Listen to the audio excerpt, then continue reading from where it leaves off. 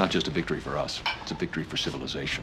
Welcome to Watch Mojo, and today we're counting down our picks for the top 10 rejected scripts/shows that became successful. What is it about those ducks that meant so much to you? For this list, we'll be looking at acclaimed hit shows that were initially turned down by network executives before finding their way to the small screen. Which of these shows do you think you would have rejected if you got the pitch? Let us know in the comments. Number 10. CSI Crime Scene Investigation. The American TV network CBS has become famous for its slew of police procedurals, and it all began when they took a chance on a little forensic crime drama called CSI Crime Scene Investigation. Here comes the Nerd Squad. Although it had big shot Hollywood producer Jerry Bruckheimer attached to it, the pilot was turned down by ABC, NBC, and Fox. They all figured that the investigative process and police jargon might be too much for audiences to follow. Forget about the assumptions. Forget about your promotion. These things will only confuse you.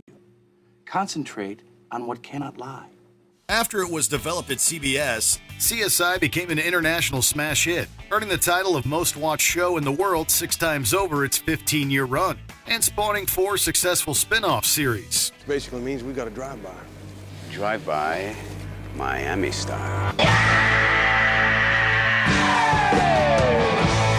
Never underestimate the intelligence of your audience. Number 9. Buffy the Vampire Slayer.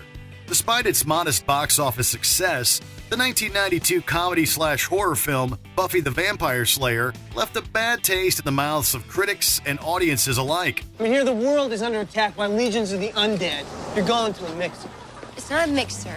It's a senior dance. It's important. You wouldn't understand. No, I wouldn't understand. I mean, I thought you wanted to kill vampires. I don't want to kill anybody. This included Joss Whedon, who wrote the screenplay. Dissatisfied with the film, Whedon was convinced by one of the producers to develop his original idea into a TV show. He shot an unaired pilot and shopped it around to networks, but faced rejection from executives at both Fox and NBC. Welcome to Sunnydale. A clean slate, Buffy. That's what you get here. What's past is past. Eventually, the WB, then a rookie network eager for new content, picked up the show. It quickly became one of the network's most successful hits. In the years that followed, Buffy had a huge impact on pop culture and paved the way for female-led supernatural shows. Your destiny awaits. I don't have a destiny. I'm destiny-free, really. Yes, you have. You are the chosen one. You alone can stop them. Who? The vampires. Number 8. South Park. It'll probably come as no surprise that South Park was met with stiff rejection in its journey to the small screen. That is the silliest thing I've ever heard. What may be surprising, however, is that the now long-running animated sitcom wasn't rejected for its notoriously foul-mouthed humor. Nope. Turns out executives at Fox and MTV were skeptical of the child protagonists appealing to a more mature audience. Hello there, children. Hey, Chef. How are you doing? Bad. Why bad? Chef, have you ever had something happen to you, but nobody believed you? Oh, children. That's a problem we've all had to face at some time or another. This wasn't a concern for Comedy Central, however, as the show was picked up for a series order soon after co-creators Trey Parker and Matt Stone gave their pitch. South Park became instantly successful and is largely credited with bringing Comedy Central to the forefront of cable TV. Yes! Oh, let me taste your tears, Scott. Way to go, kids. Number 7. Mad Men. For a show about advertising, network executives weren't initially sold on Mad Men's retro style and depiction of 1960s America. Can I ask you a question? Why do you smoke Old Gold? I'm sorry, sir. Is Sam here bothering you? He can be a little chatty. No, we're actually just having a conversation. Is that okay? Creator Matthew Weiner initially pitched the series to HBO, but it was turned down after the network couldn't get The Sopranos creator and Weiner's former boss, David Chase, to executive produce. A second pitch, this time at Showtime, also proved unsuccessful. I'm serious. I have nothing. I am over, and they're finally going to know it. Next time you see me, there will be a bunch of young executives picking meat off my ribs. Luckily, executives at AMC, then a cable channel known mostly for theatrical movies, took a huge gamble on Weiner, commissioning the show as its first ever original drama series. Mad Men became a huge hit for AMC, garnering critical acclaim and earning 4 consecutive Emmys for Outstanding Drama Series. Not too shabby. You got the Clio. It's your job. I give you money, you give me ideas. And you never say thank you. That's what the money is for. Number 6, The Walking Dead. This post-apocalyptic zombie survival show was surprisingly met with a cold reception by network executives from the Big Four: ABC, NBC, CBS, and Fox. Is that right? Yeah, baby. Smaller cable channels like TNT and FX also passed. Most of the networks were instantly put off by the sheer amount of violence and gore depicted on the show. It also didn't help that showrunner Frank Darabont needed quite a hefty budget to pull it all off. That's a luxury we can't afford. We are surviving here. We are day to day. Then along came AMC, swooping in to save the day yet again. The cable network was right to embrace the bloody violence, as it made for a terrific long-running ratings smash that would go on to produce multiple spin-offs. Everything you people have been through, I don't know if you see that. We do. Number 5, Stranger Things. It seems the more networks reject a show, the more likely it'll become a hit. What about the other time? What? You said 99 out of 100. What about the other time? Joyce. The one.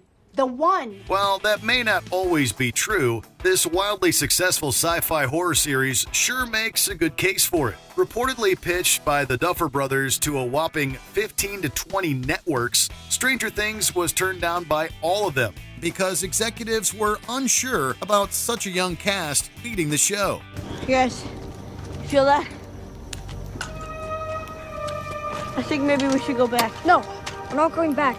Just stay close. Many suggested it be centered around Chief Hopper's investigation. Thankfully, the brother duo stood their ground and were able to clinch a meeting with Netflix, who happily granted it a series order.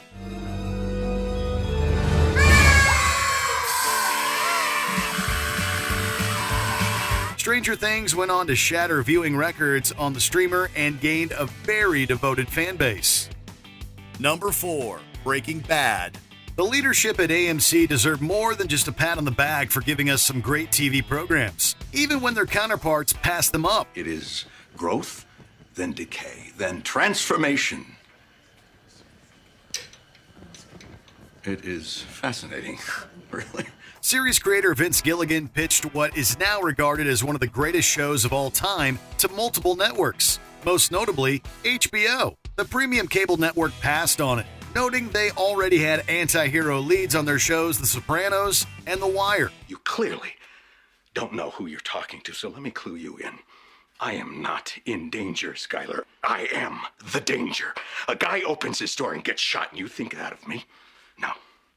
I am the one who knocks. They would regret that decision, however, as Walter White manipulated his way into the hearts of audiences and critics alike. Of course, Breaking Bad had a highly successful run with record-breaking ratings. It also received a flurry of awards and a Guinness World Record as the most critically acclaimed show of all time. Your loss, HBO. Say my name.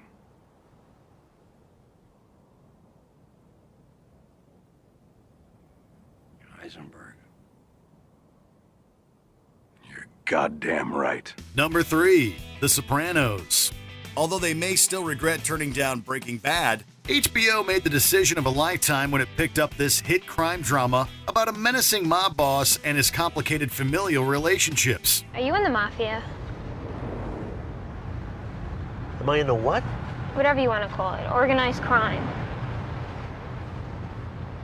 That's total crap. Who told you that? The Sopranos marked a defining moment in pop culture, revitalizing the narrative structure of a TV show and subverting all expectations of what a series should look like. Its rise to the top wasn't all rosy, though, as the show was turned down by CBS execs. Look, it's impossible for me to talk to a psychiatrist.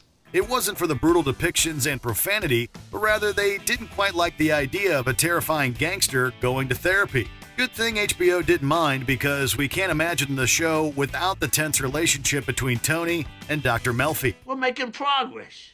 It's been 7 years. Do you want some names? Okay, listen, I'm going to tell you something, and you're not going to like it, but we can say anything in here, Go right? ahead. Number 2, The Queen's Gambit. In what can only be described as a rookie move, The Queen's Gambit was declined by several TV executives over the course of 3 decades.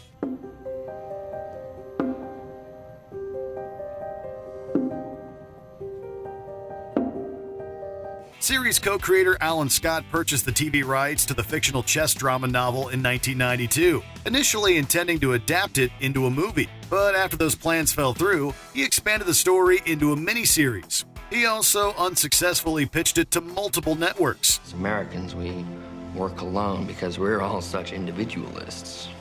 We don't like to let anyone help us. You're helping me now. Am I?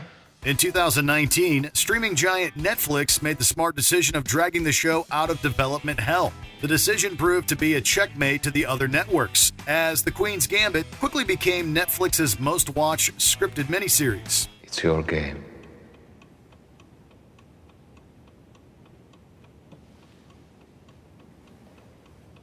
Take it. Before we continue, be sure to subscribe to our channel and ring the bell to get notified about our latest videos. You have the option to be notified for occasional videos or all of them. If you're on your phone, make sure you go into your settings and switch on notifications. Number 1. Squid Game. The creator of this insanely successful survivalist drama series, Hwang Dong-hyuk, was inspired by the personal hardships he faced early on in his career. That hardship led him to create a show that expertly tackled capitalism and class disparity. 병신 걸렸네.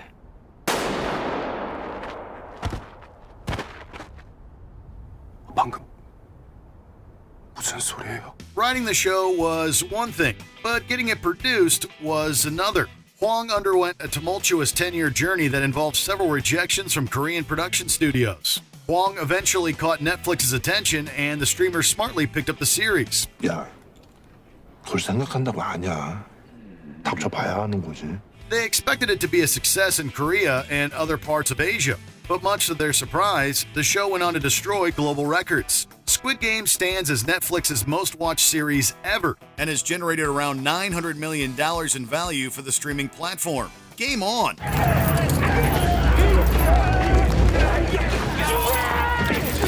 Do you agree with our picks? Check out this other recent clip from WatchMojo, and be sure to subscribe and ring the bell to be notified about our latest videos.